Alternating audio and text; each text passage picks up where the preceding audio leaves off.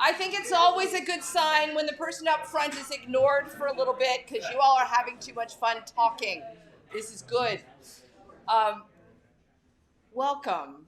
I don't know if you all are aware, but this is a historic occasion because this is the first ever in-person U Chicago Roundtable for Science and Religion. So you can write that in your diary. Yeah.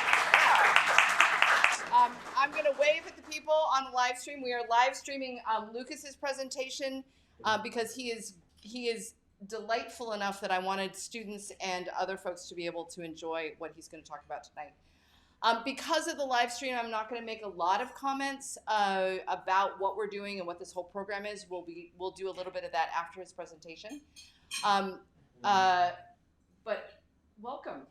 The one thing I wanted to talk about a little bit, because this is a brand new program here at U Chicago, the whole dynamic of talking about science and religion, when it was first presented to me, I was not interested, because usually it's presented as adversarial, some sort of conflict that I've never really experienced, and it seemed kind of boring to me. But the more I've been exploring what we could do, the more excited I've been. And what we're trying to do here as we're setting kind of the tone of what this program will look like here at U Chicago is finding the things that the various ways of practicing science and the various ways of practicing and believing religion, what they have in common. What are the things that motivate us? What are the similar challenges? Where are the places where we can support and help each other even? So we thought the place to start was with really, I think, a fundamental human experience, wonder and curiosity. And we'll get to talk about that some at our tables. But when I was wondering how to do that, the first person that came to mind to talk about that was Lucas Mix. He and I have been friends and colleagues for a long, long time. He did campus ministry in Arizona, which is where we met. But he is, every time he talks about the things he does, I'm like, wait a minute, you did that too? So he'll reveal some of that, I'm sure, as he goes. But do prepare to be delighted. You'll find out more about this overall program after we have a chance to talk about Lucas's presentation over dinner. But without further ado, the Reverend Dr. Lucas Mix.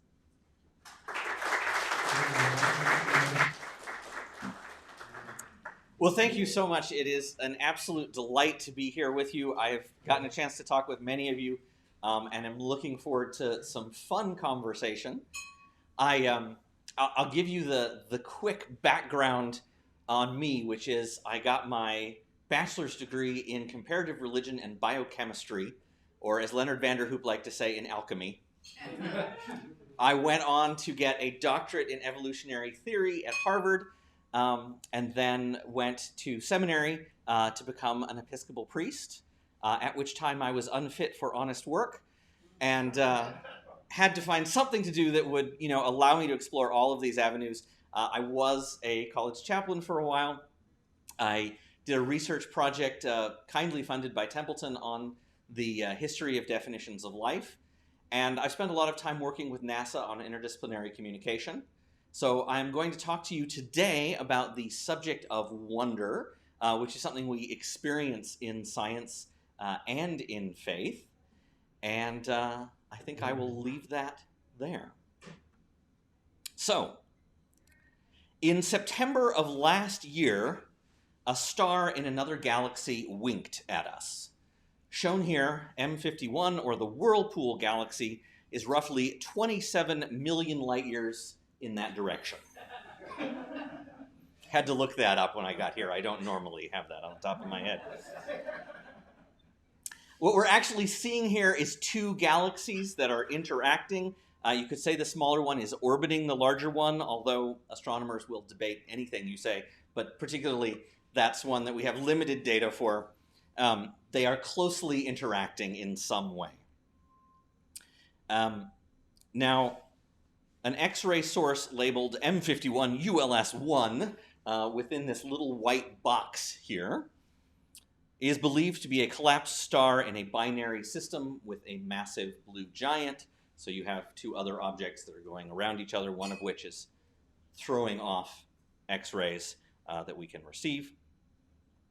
And those X-rays blinked out for 3 hours last year. This was caught on film by Dr. Rosanne DiStefano, an astrophysicist at the Harvard Smithsonian, and her colleagues using the Chandra X-ray Observatory. Dr. DiStefano went looking for such blinks and argued that this blink provided evidence, the first solid evidence of a planet in another galaxy. She thought that the planet had gotten in the way and suggested to us that this was something Saturn-size that went around every 70 years. As a longtime astrobiologist, I have two main takeaways from this story. One, the evidence isn't good enough. It's certainly provocative and worthy of further investigation, but it's possible that we're seeing a transient event, something that happens just once, a one-time passage, or some other blip in our investigative process. So I want to see a baseline of emissions over a longer period of time, and I'd really like to see that second transit 70 years from now, but I know that will take some waiting. In short, I want more data. Number two, even if it's not a planet, it is still something interesting. Another galaxy winked at us. I'm not an astronomer, and I was not involved in this project, but even looking into the question for a week, I discovered a binary star in a binary galaxy, and a whole host of interesting details about the way planets, stars, and galaxies work. I learned something unutterably cool, something that I wanted to share with all of you. And if I've done my job, I've passed on just a fraction of that fascination with you. That is wonder. Now, on the one hand, we have skepticism and doubt, a willingness to interrogate the universe and question what we're told. And on the other hand, we have credulity and hope, a trust that the universe is fundamentally understandable and that my colleagues in science have done their jobs reasonably well. So I could tilt towards complete skepticism. I don't know, are there any philosophers in the room? So a philosopher will probably tell you that true skepticism is a belief that knowledge cannot be had. It is not reasonable doubt, but the debilitating belief that knowledge on a particular topic is impossible. Complete skepticism is completely boring because it cuts off all further inquiry in a topic. On the other hand, I could tilt towards complete credulity and simply accept what I was told about this faraway event. But that wouldn't really do either, because then I would be at the mercy of whoever had told me something. I would become, at best, a passive recipient of the truth, and at worst, a passive recipient of a falsehood.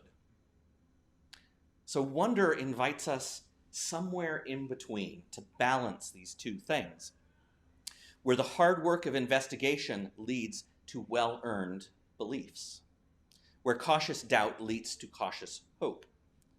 And all of that would still be somewhat tepid epistemologically. It would be a philosophical abstraction, were it not that we were talking about something really cool. And that's the hook. That the things we discover show us it's worthwhile to go looking for them. The universe is ridiculously large and strangely comprehensible. And I love that. Randall Munroe sums it up beautifully in this XKCD comic strip. I don't know if you're familiar with XKCD. So we have here the problem with scientists is that they take the wonder and beauty out of everything by trying to analyze it. Dude, my plasmodial slime molds have heightened pigment production. Check out that yellow color. That actually makes them zinc resistant. Amazing, huh? It looks like dog barf. Huh, yeah, F. septica is nicknamed Dog Vomit Slime Mold. Cool, huh? Check out my slides. Never mind. What's wrong with scientists is that you do see wonder and beauty in everything. Oh God, it's moving. It wants to hug you, so cute!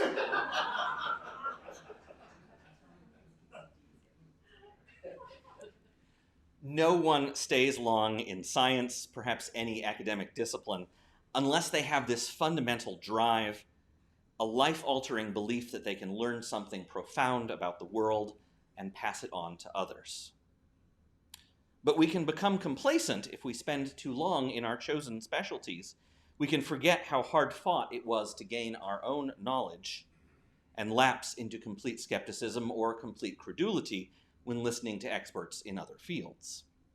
Genuine wonder involves this dance between those two extremes and a genuine love for what you discover. Which brings us back to astrobiology. There has long been interest in the possibility of life beyond Earth, but two big discoveries in the mid-1990s stimulated new interest.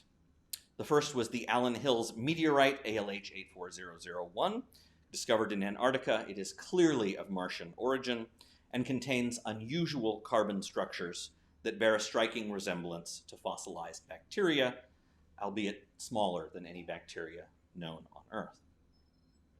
The second discovery was a curious wobble in the star 51 Pegasi, now designated Helvetius, attributed to a planet that was making the star move. So if you think about the star and the planet moving around it, the gravity pulls the star just a little bit, and if you watch closely enough, you'll see the star wobble back and forth. This was, or at least is now considered, the first unambiguous evidence of an extrasolar planet, or exoplanet for short.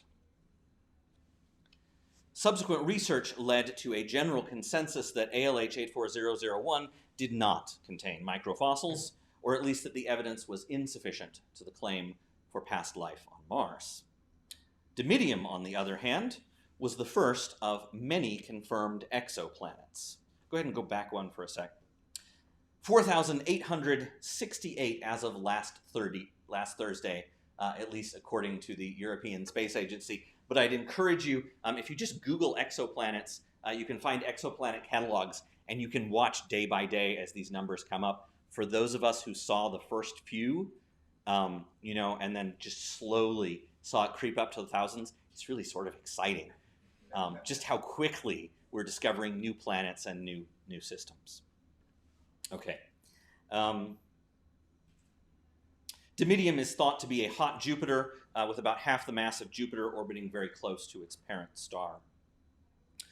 We still have limited data on most of these planets, but 60 have been labeled potentially habitable. In simple speak, that means they're roughly Earth-sized and roughly Earth temperature. We think there could be liquid water there, and we think it's a rock instead of a big ball of gas. Astronomers now believe that such planets may be as common as one for every other star. So skepticism won out in the first case, the meteorite, and hope won out in the other, the exoplanets. Together they prompted a new way of looking at the universe. Contrary to popular belief, the search for life beyond Earth has always been accountable to observation and logic. Astrobiology is not something completely new. But these two recent investigations convinced us that we needed to bridge our academic silos, to bring together this information from different disciplines, biology, chemistry, astronomy, to answer the questions that we wanted to answer. How do planets form around stars? How does chemistry become biology? How do astronomy and geology allow that to happen? And how does biology in turn change the geology of living planets? It came as a surprise to many of us just how different the languages were between the different scientific fields. A trivial example comes from the word terrestrial, which astronomers use to distinguish rocky terrestrial planets from gas giants, and biologists use to distinguish between plants that live on dry land and plants that live in the water. Alternatively, metal. Those of you who are not astronomers, do you know what astronomers mean when they say metal? Anything that's not hydrogen or helium. Most of us have a narrower definition of metal. So those are sort of trivial examples, but they get us into this idea that different disciplines speak differently, and more problematically, they use different standards of evidence. And that can trip us up when we're trying to have these conversations at the boundaries, when we're trying to decide whether we've seen a planet in another galaxy or whether we've just seen a blip that needs more. Biologists rarely have the ability to repeat experiments or run controls the way that chemists and physicists do, but they're also required to master a much broader span of sort of basic facts that are memorized in biology. So I remember early conferences with top thinkers from across the natural sciences, as well as engineers and the occasional philosopher. Participants were issued red cards to hold up when the speakers strayed too far into jargon. Now, this worked because we recognized we all had a common goal of looking for life in the universe, to understand life at the planetary scale. And we knew that we couldn't do it alone. We were inspired by wonder to stretch our knowledge and our imagination. It did slow things down a bit, but it also forced us to think more critically about what we knew and why we knew it. It led to transdisciplinary insights, but it also honed disciplinary knowledge because we were forced to answer difficult questions from really smart people who hadn't started with the same assumptions we had. I love this picture because it is not a composite, but it is an actual view from space. Astrobiologists are developing a single overarching picture of the cosmos. 20 years in, we identified these 6 areas for synthetic research. The 2015 NASA astrobiology strategy includes identifying abiotic sources of organic compounds, synthesis and function of macromolecules in the origin of life, early life and increasing complexity, coevolution of life in the physical environment, identifying, exploring, and characterizing environments for habitability and biosignatures, and constructing habitable worlds. Sadly, we're not talking about Magrathea there on the last one. We're not actually constructing habitable worlds, but we are interested in how habitable worlds come to be. And of course, it's not just NASA doing this research.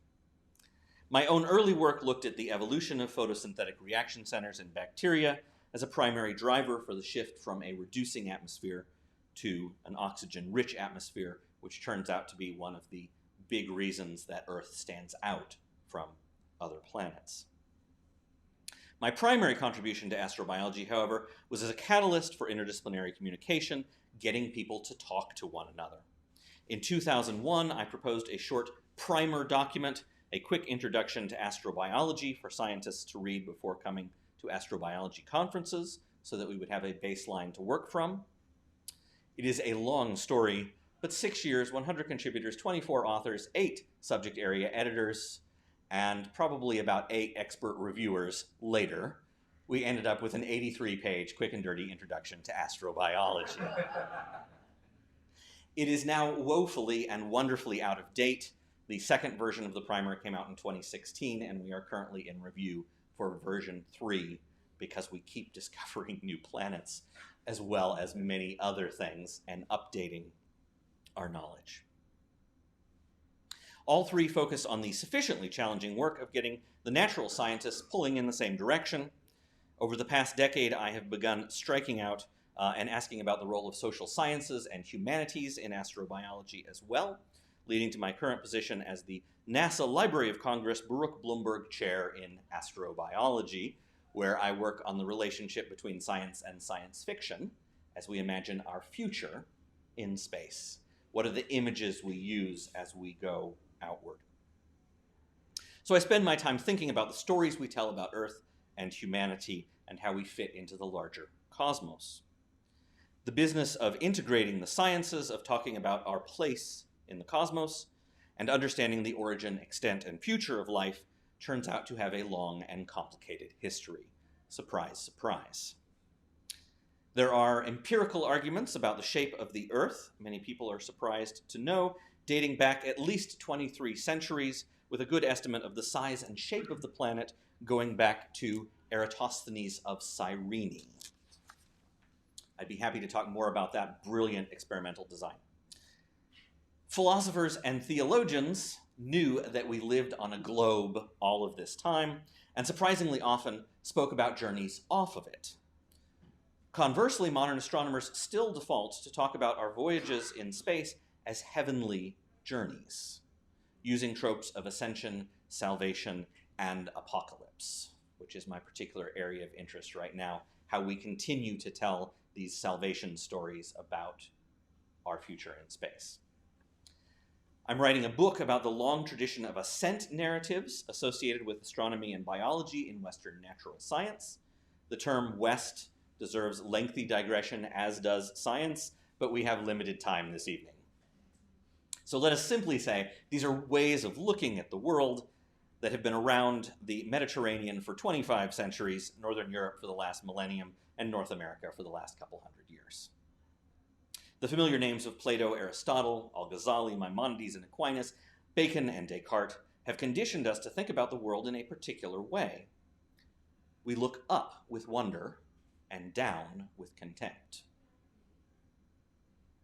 We look up to the heavens and down on the earth. We have here a Scala Naturae, or ladder of nature from the Middle Ages. Let's stick with the first one there. Placing all life on a hierarchy from the so-called lower organisms, quite literally pond scum, through planets, mammals, and humans, and onward to heaven with the angels and eventually God in a continuous hierarchy of living beings. This hierarchy was consistently mapped onto physical elevation and would in time be mapped onto evolution. Here we have a famous tree from Ernst Haeckel's. Ernst Teckel was a famous biologist of the late 19th century who has mapped here a tree of evolution, which he viewed as progressive, growing upward from the monarans or the bacteria to humanity. Problematically, Haeckel and contemporaries would also map this ascent, this progressive evolution, onto human societies, judging some races and cultures as superior to or higher than others, farther along the path to perfection, and you can see why this might be a problem. Most biologists and sociologists in the 19th and early 20th centuries subscribed to this model of evolution, leading to many problematic metaphors still alive in the popular imagination, including higher and lower life forms, higher and lower organisms, as well as more evolved organisms, more advanced societies, and more developed cultures. Biologists and sociologists both violently rejected such metaphors in the late 20th century, partially due to serious scientific problems, but partially due to the implications for social justice. Evolution demonstrably does not proceed along a fixed path, from simple to complex, from small to large, from insensate to intelligent, much less from mechanical to free, base to noble, and bad to good. The developmental narrative of species maturing, the notion that evolution follows a fixed and predictable path upward, was used to justify the worst extremes of colonialism and eugenics, the purification of the human race. In biology, ascent narratives have gone away. And yet, astronomical narratives of ascent remain. From the spiritual journeys of Joseph Smith and Battlestar Galactica, any of you who don't know this, Battlestar Galactica is heavily soaked in Mormon theology and a particular narrative of ascent from one planet to a higher planet. And I'd be happy to talk with you in more detail about that. But it's just a great connection between 19th century theology and modern science fiction. Okay, Lucas, we're changing your plane ticket. So from Battlestar Galactica to the utopian social expansion of Gene Roddenberry in Star Trek and in Foundation, any of you following the modern incarnation of psychohistory, which is all about mapping and indeed guiding the trajectory of human civilization, or the rhetoric of rocketry and space exploration that is inherent in the idea of a giant leap forward for mankind. A surprisingly predictable narrative, one that predates, surprisingly, the technology of rocketry, has us traveling first to the moon, then to Mars, then to the stars, and onward to conquer the galaxy. It always goes on to conquering the galaxy. I find this fascinating. This is consistently spoken of not only as an astronomical and heavenly ascent, but as a biological evolution. The prominent astronomer Camille Flammarion in 1887 placed terrestrial evolution in the context of a cosmic transmigration of souls between planets.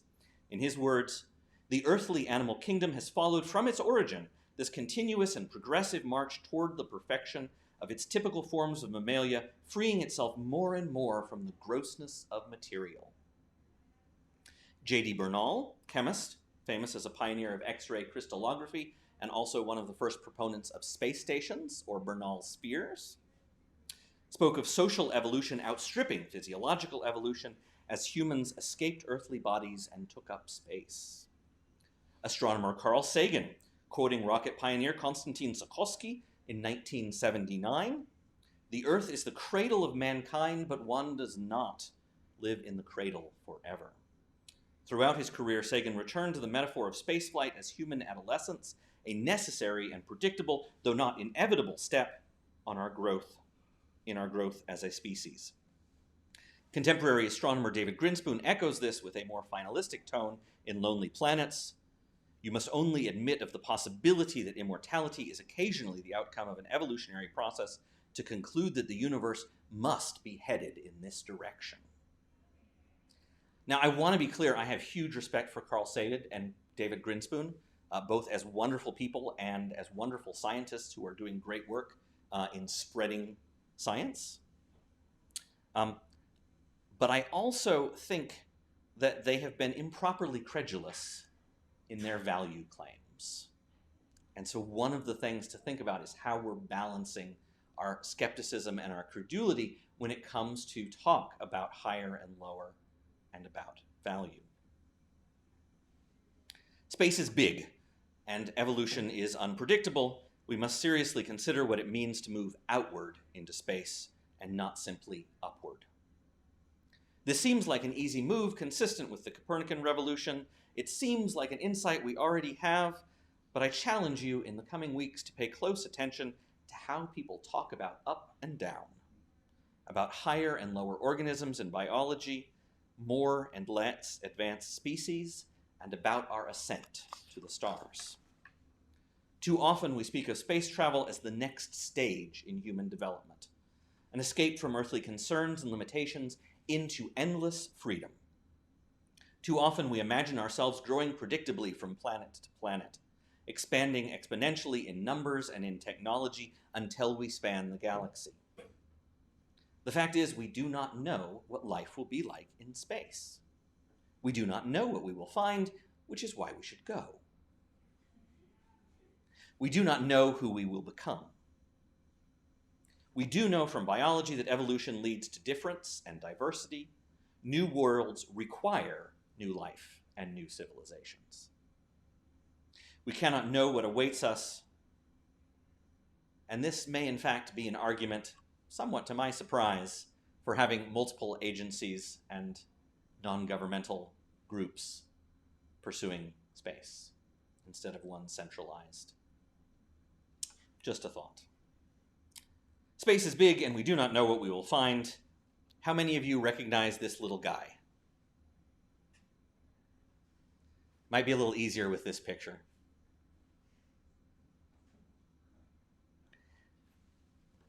The desert mouse Muad'Dib and the giant sandworm Shai-Hulud are alien organisms on the planet Arrakis, as imagined by Frank Herbert in his 1965 classic Dune, and brought to film this year by Denis Villeneuve. Now, I don't think we'll be finding any spice melange out there, but I do think Dune is a great meditation on truly alien forms of life, truly alien ways of living, and the radical diversity humans may achieve as we move outward into space. It is also, by the way, a scary example of developmental narratives. For those of you who have followed the series, it proceeds through the engineering of the human race along the golden path to a higher, more enlightened state of being. It is perhaps a case of such thinking going horribly, horribly wrong. Frank Herbert took survival of the fittest to some very unethical extremes in this and others of his works. If you like this kind of speculation and maybe want something a little bit lighter, I'm happy to recommend two more recent and very thoughtful approaches to the same questions of alien life. Science fiction author Becky Chambers wrote a great novel about astrobiology called To Be Taught If Fortunate. Meanwhile, Netflix released a nature documentary style exploration of possible life forms called Alien Worlds. Both draw on the latest scientific research into as yet unknown life. A very particular kind of wonder lies at the heart of astrobiology. In the aughts, we joked that this was life, Jim, but not as we know it. Drawing on the trope from the original Star Trek, life not as we know it, reflects the balance of skepticism and credulity that draws on what we know about life here, what we care about life here, but considers possibilities for how it might occur elsewhere. Over the years, it's taken on different names. The challenge is often referred to as the n=1 problem. We only have one sample to extrapolate from. If our sample for living planets is only one, how can we have any confidence in our induction to larger theories of life? In recent years, the term agnostic biosignatures has caught on, but we're still talking about the same thing. The situation is not so grim as it might appear. Physics and chemistry provide certain parameters for what we might be looking for in terms of chemical media, biomolecules, and energy sources. Turning to biology, it seems likely we're looking for examples of metabolic regulation and evolution by natural selection. Finally, some researchers are looking into questions of how we might measure complexity and whether there's something tractable experimentally there. I'm honestly on the fence on that question, but I know some really smart people who are doing some really cool stuff. And of course, all of this speculation is grounded in experiments. It is an example of balancing skepticism and credulity through scientific study, analytic and synthetic biology here on Earth, and the exploration of other planets. Here we can see the Da Vinci mission laid out in 4 planets. That's going to be an exploration of the clouds of Venus, and the Dragonfly mission to Titan, both of which are just getting underway. And we must not forget the exploration of our own desert planet, Mars, by the Perseverance rover and the Ingenuity copter, which you have probably seen on the news. Wonder is an attitude of openness to what might be. More than passive receptivity to the universe, it involves a real desire for participation with it. A virtuous cycle of skepticism leading to investigation, investigation leading to discovery, discovery leading to hope, but also to fresh skepticism. What if the universe is more wonderful than we imagined? One of the goals of the Roundtable is to generate discussion about religion and science. Wonder, I believe, is foundational to both. It allows us to experience the universe as transcendent and yet not wholly alien. We have an opportunity to know more about it, but only by constantly dancing between what we know and what we don't know yet. As a quick wrap-up, you can learn more about me from my blog or from my books. Life in Space is a more popular introduction to astrobiology. 2009, it's a bit old, so you can probably get a better, more recent book. Thinking Fair, which we have copies of here, which is all about systematically reasoning in religion and science and how the two of those compare with one another, or maybe fit together.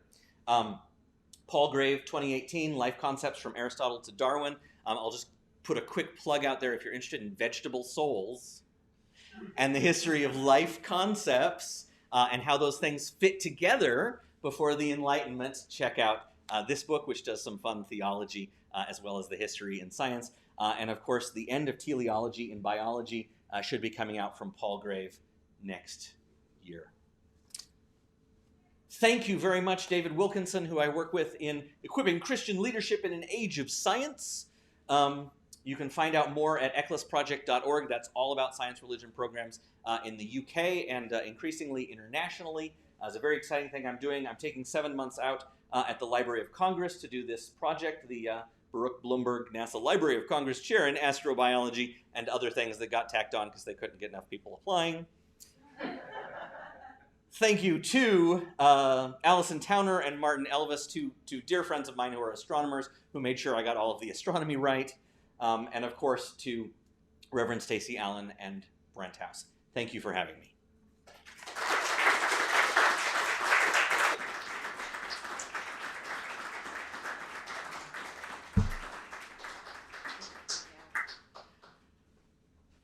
I told you he was good.